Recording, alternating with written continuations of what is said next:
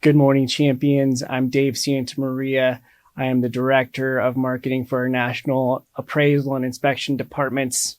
Today, I will be hosting a two-part series on the appraisal and valuation profession.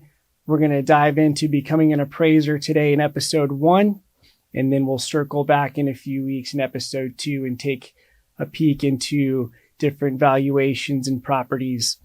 Thank you so much for being here. It means so much to us. We hope you enjoy this episode, and we look forward to seeing you back in a few weeks. Feel free to share with your friends and colleagues. Good morning, everyone. Welcome to Real Estate Superstars. Today, with Champion School of Real Estate, I am Dave Santamaria. I am the Marketing and Sales Director for our National Appraisal and Inspection programs here at Champion School of Real Estate. We want to thank you so much for being here on behalf of Rita Santamaria, our founder, Kimberly Didelowitz, our president, the students who are tuning in today, and our guest. Y'all are the most important part of our business, and we really appreciate your time and for tuning in today. And thank you so much for being a part of our Champions family. And by family, I mean our real estate students, our loan origination students, our inspection students, and our appraisal students. And speaking of appraisal and Champions family, we have a very special guest here today. I'm going to introduce Mike Brubaker from Brubaker and Associates. Brubaker and Associates is one of the largest and most highly regarded independent appraisal firms rooted right here in Houston, Texas. Mike has been doing this for 40 plus years. He's sat on numerous boards, former director of HAR, co-chair of education committee for the Appraisal Institute for the Houston chapter. Those are just a couple among many. So we've got a great wealth of knowledge here, and we are super, super honored to have him. Welcome, Mike. Thank you so much for being here. Thank you, David. I look forward to visiting and having a good chat. Absolutely. Well, before we get into the nuts and bolts of it, for my sake and for our students' sake and our viewership's sake, tell me this. Let's get into a little about who you are as Mike Brubaker outside of appraisal. That could be kind of scary. In terms of like hobbies, Sure. Stuff like that. What's the stuff I like, what makes Mike Brubaker outside of appraisal? What do you enjoy? Yep. Your family. Family, obviously, but I'm a flop as a male, David. I don't. My wife, for those of y'all that know my wife Judy, is an avid sports fan. Season ticket holders from the Texans since the day they exist. Ticket holders for the Astros. She's a fanatic. She watches everything. Me, I'm not a watcher. I don't care. I don't care. So my hobbies are not really watching. I ride motorcycles, mountain bikes, skateboards. You could call snow skiing a hobby, but you just don't get to do it that often. I fly airplanes. Oh, wow. I fly airplanes. Yep. I've done that now almost 20 years. So that's an awful lot of fun. You don't play around with that, though. That's semi-professional. I believe you. Yeah. I believe you. My son, I took him on a discovery flight late last year, just within the last several months, and I not realizing the gravity of that, got into a very small 3-person plane where they're shifting weight. Yeah. Regretted that decision for a short minute, but it was a great experience with my son. So you weren't the pilot taking him? No, my son would love to fly, and so I was taking him on a discovery flight so he can actually, feel the controls and take a look at it. And of course, he had a great experience. So I have a feeling there's some more of that in my future. So there may well be. Well, good. That's amazing. That's amazing. I enjoy learning more about our guest and hearing that. Texans are doing pretty good this year, so I think your wife's in pretty good shapes. Yep. And she follows, college. She's an Auburn fan because she's got a lot of family. So, she follows an awful lot of sports. It gets me a lot of free time outside the house. Good. That's awesome. Free time. So now, outside of free time and outside of, what makes Mike, let's get into the appraisal profession. So for our guests, like, as I mentioned, we've got our real estate students, loan inspection, appraisal, and even business etiquette students that jump on, and our other guests who are just tuning in. Some of them might not know exactly what an appraiser is and what they do. Give me your simple, definition. What does an appraiser do? Okay, so we estimate. We provide an opinion of value. So a real estate appraisal is an opinion based on fact. So, but it's a highly researched opinion. I've done it now for 42 years. I got into it actually quite by accident. Okay. This was, I got my college degrees in architecture. Wow. So I didn't even know the real estate appraisal field existed. But when I came out of architecture, I thought architects made good money. I should have researched that before I spent all that time in college, because they don't, or at least not for a long time. And I didn't have the patience for that. I actually went into residential sales. Wow. Okay. And I did that for a short while.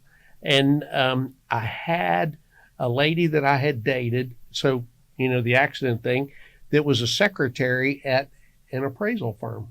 Okay. And so she said, well, why don't you do some appraisals for gas money? And back then appraisers weren't licensed. They weren't regulated.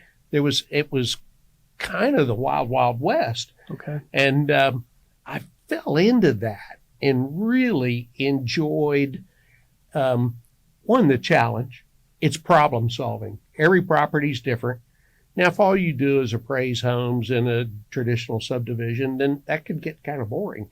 But if you're starting to do farms and ranches and properties with murders and suicides and all kinds of exciting things happening, then that is very, it keeps your mind firing up. And then I really like the flow. For at least residential appraisers, I don't really do office buildings. I'm not going to appraise the Galleria. Again, farms and ranches and, raw land, but you're outside the office a good bit, looking at property, looking at comparable sales, and then you're back inside the office. And if you're a self-starter, Okay. which you pretty much have to be, because nobody's telling you really when and where to go. You pretty much are going to set your own calendar. You're going to set your own rhythm. And where I fell in love really back then, after, discovering I wasn't going to make much money in architecture, is I could make as much money as I was willing to work. I could work as much as I could stand it. And of course, I was pretty young and was ready, willing, eager to work. The field was enjoyable. The flow of the work was enjoyable. I pretty well fell in love with it very, very quickly. You just unpacked so much of our conversation. I think you answered 4 or 5 of my questions in a row, just based off of how you got started and what was motivating you. All very, very good information, beautiful information, especially that hardworking part and self-starting part, and kind of Yes. for those students who are out there that are in our appraisal classes, and they're looking to find a trainer or supervisor. What would your advice be to them as they're starting to get into the profession? That's the hardest part. That is the hardest part to get into the appraisal profession.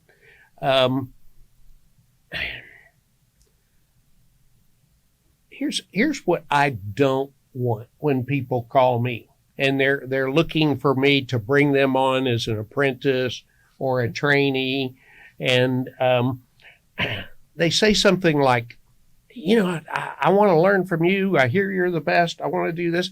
And I go, yeah, that's great. What I want is somebody who wants to become a valuable part of the business, a valuable part of my business. I really, and this is tacky, I have no desire to train everybody that's going to go out and compete against me. Mm-hmm. Because, and so 42 years, I said I'm in this so far. I'm almost getting good at it. I learn something new every day.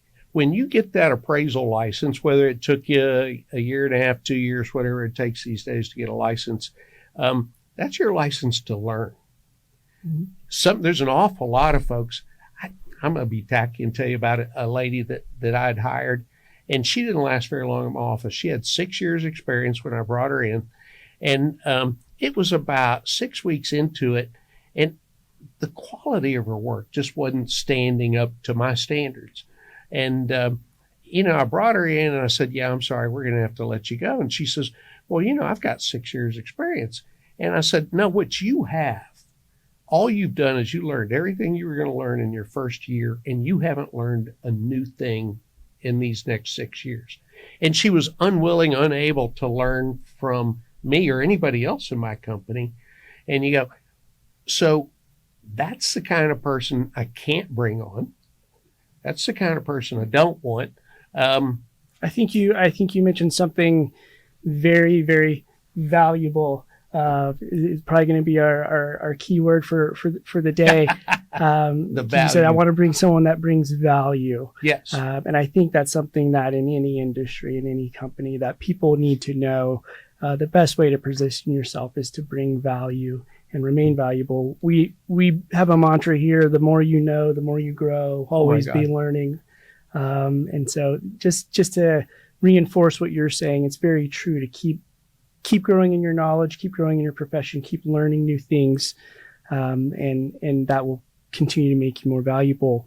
You touched on something a little bit earlier, and I want to kind of give our viewership some insight into an independent firm versus, you said, I'm not going to go and appraise the Galleria, a large appraisal company. Kind of, can you give us some insight into the difference between those two and what they're doing? So, well, one, let's break down the appraisal field. Is really there's two general areas: commercial. Okay. And some folks say, well, I'll start in residential and then I'll gravitate towards commercial. Those are two entirely different processes. You kind of have to figure out, and here's the primary difference. Residential is, these are short in and out sort of things. It's a relatively small project. You might be involved with it for a week. Some of the hard ones might take a little bit longer than that. But some of these large commercial projects, you're involved for months. So one is your psyche. Do you really like sort of the quick jobs, the satisfaction of knocking something out and then starting a new one? That's a residential guy. Okay. And some of this is so intuitive. I probably had too many T's in there. I have appraisers with a varying degree of experience. And I got to tell you, some of them are just naturally better at it. And, I can teach you all the skills. You can take all the classes, you can learn all the procedures. But if it's not native to you, then, that final opinion of value is after, it's everything comes through that funnel, that cone, and comes down to a point. Then some folks, that's harder than for other people to do.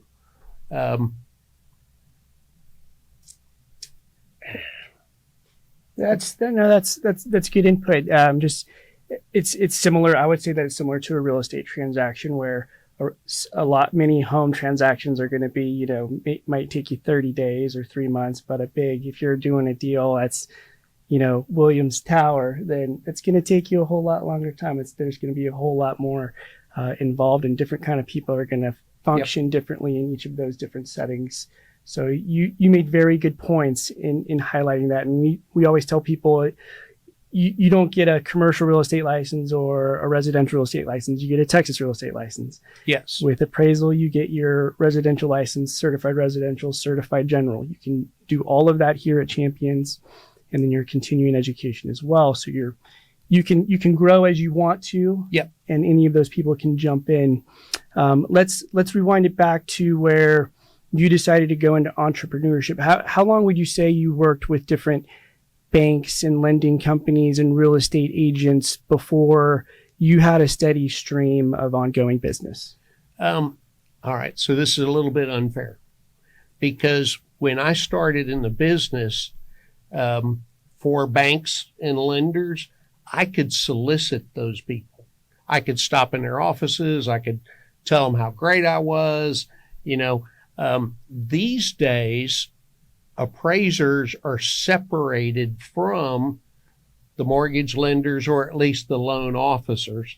There's a legal separation. So, these days it's harder really to sort of solicit some of that bank business. An awful lot of it, you have to join and become part of an AMC or something like that. And they provide, that AMC provides that level of separation. Okay. So the lender orders from the AMC. Yeah. Real quick. I don't mean to interrupt, No. but in real estate, we live in a world of acronyms. Yes. AMC, what does that stand for? So that's Appraisal Management Company. Okay, Appraisal Management Company. And So you had mentioned that there's no longer a direct link between the banks and the appraisers. So this is what you're highlighting, is that there's a middle ground here now, Yes. and in between. Yep. And so, so Brubaker and Associates, we started out, we were just a relatively large appraisal firm. We had like 35 appraisers. We covered, Wow. we did literally 1,000 appraisals a month. We were doing large volumes a month. And, you asked sort of a while back. Back then, you would have called me a very large appraisal company. One of the biggest in Texas, as a matter of fact. Okay. So do you want to work for a big company like maybe that, or a small company? Again, that sort of depends on your personality. I will tell you the advantage. It's a culture that starts from the top down. And I don't need y'all calling me trying to get jobs with me, but we at my company, we're the best of the best. Everything that goes out of our company is very, very well thought out. It's very well documented. If you don't want to be that guy, then we don't need you. When you come into our company, if you can't figure out what to do, we're in a little cubicle right now. You open the door, you step outside, and you talk to the appraiser next door and go, "Hey, look, have you ever done a house that had bulletproof glass?" "Oh, yeah, I did one of those once." "Well, how did you handle that?" So, you talk to everybody else there. And maybe, we might offend somebody.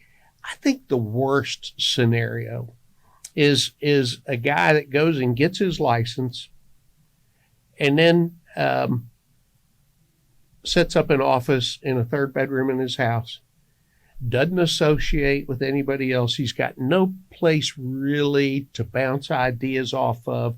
Everything he's really learned, through books and classes, but then real life hits. And he doesn't have that feedback loop from other people where he's constantly learning. And so a lot of appraisers, and this is really why we tend to be able to keep a lot of folks at my office, they could all go out and open up their own companies. But we get the weird calls. We get the stuff, and it's because we sort of have that reputation. So my guys get to work on projects that are more difficult, and we charge more money for them, so they're better paid. But so it's a constant learning situation. Certainly. It sounds like you all have defined yourself in the marketplace. And you highlighted a good spectrum for our listeners and viewers to take note of, that you can be an individual and you can have your home office and work and get a lot of business. I think some of those things are going to ring true. You have to be a self-starter. You have to be organized. Yes. You have to want to do the work. You can also work for a major, massive company, and it's going to be an organized corporate structure. They're going to partner with a lot of AMCs or and just have business flowing in. You're going to have benefits, and you're going to work off of a fee-based structure probably. And Yep. the complexity and nature of the work might not matter because you're going to bid on it with the AMC, and it's going to be what it is, no matter big or small. And then you kind of have an in between, more like a family business, or Yep. big, but big in scope, that you do big projects, but you still have that person to person feel. And you all, again, have been able to take on unique projects. That leads me into another question that I had for you, that our viewership had for you, is what kind of unique projects are out there that are giving appraisers or you guys? Is it not, I don't want to say headaches, because one person might see it as a headache, the other person Right. might see it as an opportunity to do something different. So what unique projects are out there? Tiny homes, what is it? So now if you mention stuff like tiny homes, the hardest one is doing the first one, because you don't have any comparable sales. Once you're doing the fourth or the fifth and the data's there, it's no longer difficult. Mortgage lenders have problems with things like log homes. They want to see log home comps. And, generally there's not many of those. So, you might end up 30 miles away for a comparable sale or something. It really is meaningless, but the lender insists on it being there. But, in my world, I mentioned like the house with bulletproof glass. The guy was an international arms dealer. And his guys came, and he had to be safe in his house from all kinds of threats. The fun stuff, we did Bush 41's house after he retired from the presidency here in Houston. And, I did that for free. Oh, it's good for you. We do an awful lot of expert witness stuff. Okay. A lot of litigation, a lot of construction defects. The simple stuff, it's kind of legal, but estates and divorces. Divorces are particularly, if you meet one member of the family there and they're telling you about all the good stuff, well, they need a high value. Mm-hmm. If the other spouse met you and they're pointing to all the cracks and the chips in the paint or whatever, then they want a low value. So, I'm probably going to go off topic here a little bit. When it comes to an appraiser, or at least I can teach you the procedures. I can teach you all that. I cannot teach you integrity and ethics. If your moral compass doesn't point north, if your appraised value is subject to the whims of whoever you met at the house, if your appraised value is subject to, a lender saying, I got to have $400,000 or it doesn't do me any good. Your value is rock solid based on your analysis, your research, not your opinion as to, this person got harmed in one way or another. Maybe I can help them out with a higher value or a lower value. No. That's a losing game. Absolutely. So, Mike, I'm glad that you brought that up, and I think it's very, very admirable, because I do know that the topic in the appraisal industry right now is there's a lot of talk about ethics and bias and some things that are coming out from the education perspective. Yes. At Champions, we include all of that in our education delivery to make sure that from the very, very conception of their journey, they're being taught the right way on how to do things. So the fact that you brought that up, extremely admirable, because it's important that people operate from an objective, professional standpoint, especially when you're talking in those sensitive topics like marriage, divorce, having babies, life changes. That's when people are doing these transactions. So I really appreciate you bringing that up.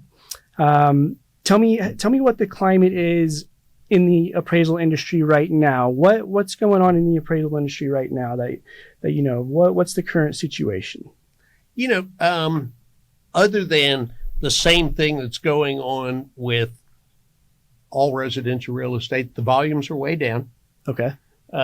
Which is a result of the artificially low interest rates that we had because, our government thought that based on COVID, the economy was going to collapse. So interest rates were reduced to stimulate the economy. I'm not saying I was they're going right to or ask, they're what do you mean wrong. by artificially? So Yeah.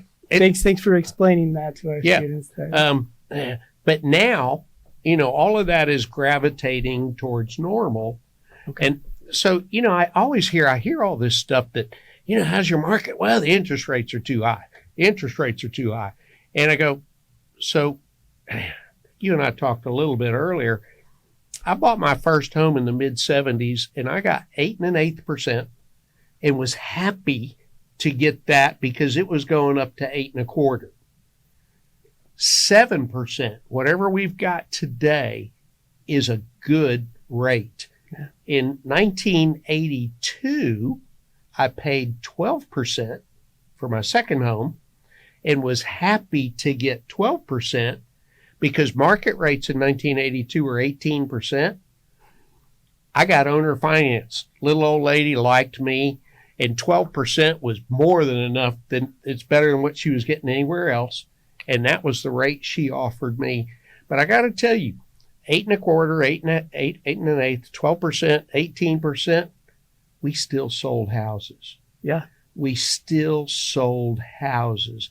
The problem we have today is we've got an awful lot of folks that are interest rate locked, whether they bought at 3% or whether they refinanced at 3%. They just can't stomach now relocating, moving, paying 7%. And folks, I hate to predict the future, but I got to tell you, we're never going to see 3% again. I hear people all the time, they tell me, I'm waiting for one of two things to happen. I either want the rates to come down or I want the prices to come down. Neither of which are going to happen.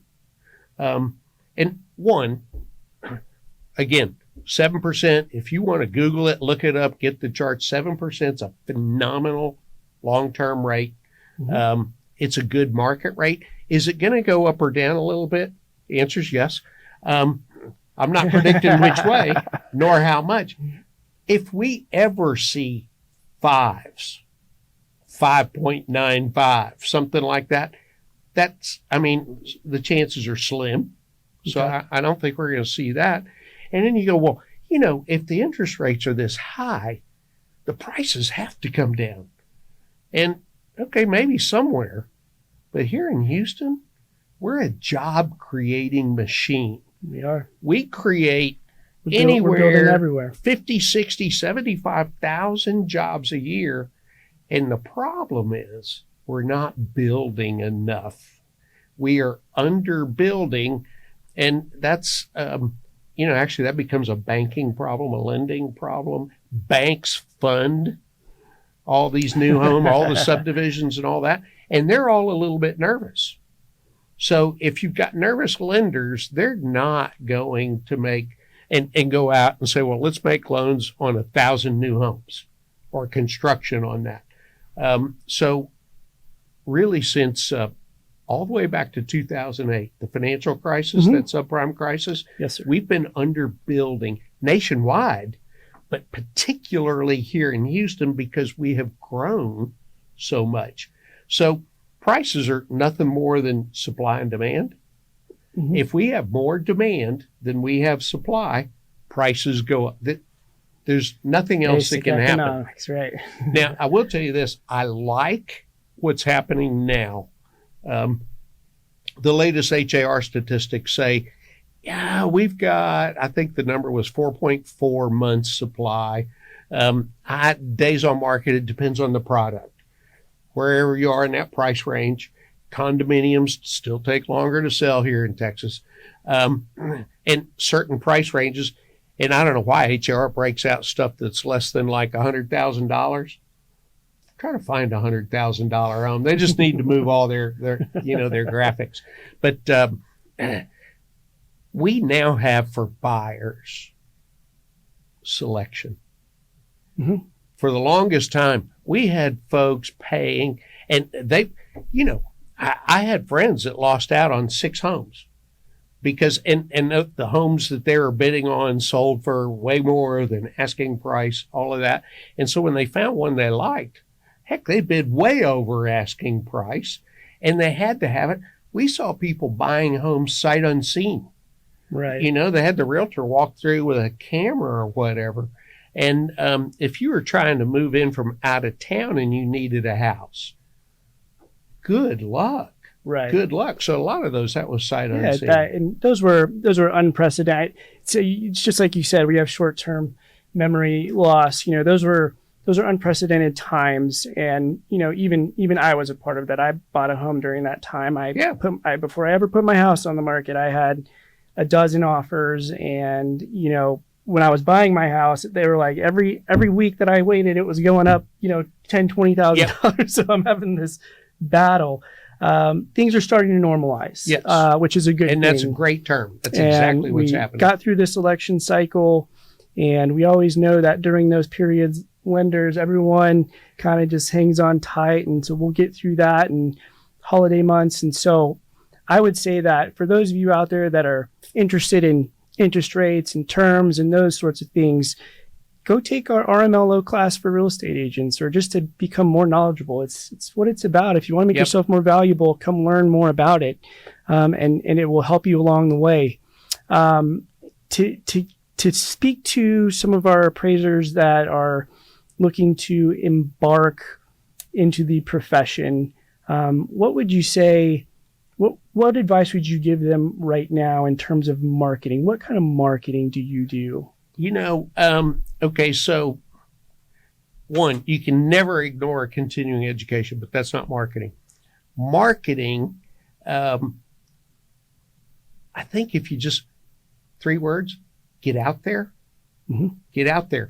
Attend, join, become a part of.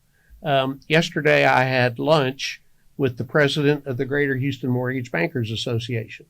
I sit on their board. Today I was at a luncheon, the Greater Houston Mortgage Professionals Association. These are not appraisal organizations. You mentioned earlier, somebody read an old bio. I sat on the board for the Houston Association of Realtors many years ago. Yes, sir. I sat, my office, we keep somebody in my office on the MLS committee all the time. Because they need, and we'll be the only appraiser on that MLS committee, they need that feedback. The MLS committee, that's a seller's tool, but it's also the only data we have, for appraisal. So that has to be kept in mind. But get out there, join, offer your expertise. Mm-hmm.